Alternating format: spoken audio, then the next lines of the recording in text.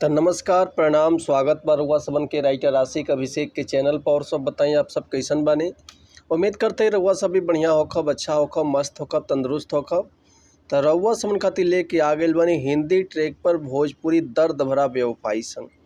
उम्मीद करते रउआ सबके बेहद पसंद आई। अगर एकरा के रउआ नया म्यूजिक बनवा के आप बढ़िया से दिल से गायकी कईतन तो 100% बाकी गाना और मार्केट में ब्लास्ट करी।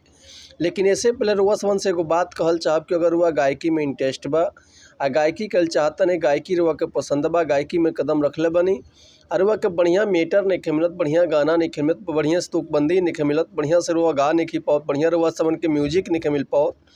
तो रउआ अगर हमारा चैनल पर आ गल बिन तो रउआ सबन के निराश भइले के जरूरत नहीं है।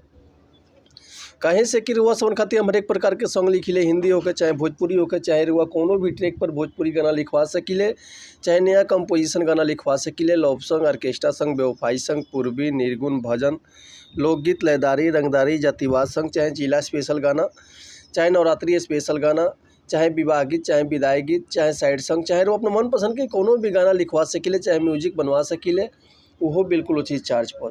तो ये से कहल चाहब रउआ सबन से कि रउआ अगर हमारा चैनल पर आ गए बनी तो रउआ सबन के निराश भइले के जरूरत नहीं है। चैनल के लाइक कर दी, सब्सक्राइब कर दी, बेल आइकन प्रेस कर दी ताकि कोनो वीडियो अपलोड करी तो सबसे पहले नोटिफिकेशन रउआ सबन के मिले। चलिए देर ना करते हुए आज के मीटर देखल जा कैसे बा, का एकर लय बा, का एकर धुन बा, रउआ सबन के हम गा के बताओ। तो उम्मीद करते रउआ सबके बेहद पसंद आई। बहुत पुराना एगो हिंदी गाना है कि सिकवा नहीं किसी से, किसी से गिला नहीं, नसीब में नहीं था जो हमको मिला नहीं। तो यही ट्रैक पर वह सबन खातिर लेके आ गइल बनी ठेठ देहाती भोजपुरी दर्द भरा बेवफाई सब। तो चलिए देखिए आज के गाना कैसे बा।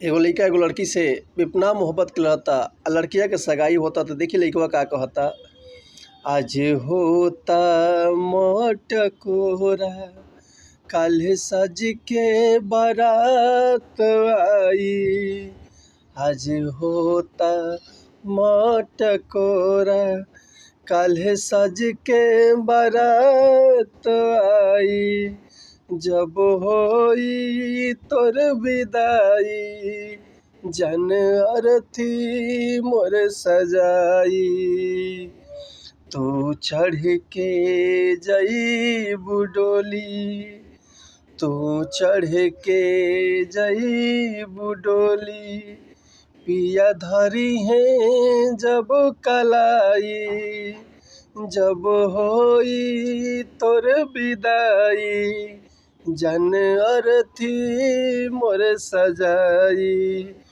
जब होई तोर विदाई जन अरथी मोर सजाई। तो उम्मीद करते मीटर हुआ सबके बेहद पसंद आयल हुई। अगर ये गाना कर वो फुल लिखवाल चाहते हैं, चाहे अगर म्यूजिक बनवाल चाहते हैं तो बेहिचक कॉल या व्हाट्सअप कर सकते नहीं। हमारे डिस्क्रिप्शन में नंबर बा, व्हाट्सअप नंबर बा, कॉन्टैक्ट नंबर पर रुआ व्हाट्सअप कर सकिले या कॉन्टैक्ट कर सकिले। रुआ के बिल्कुल उसी चार्ज पर बढ़िया से बढ़िया म्यूजिक मिल जाए, फुल गाना मिल जाए।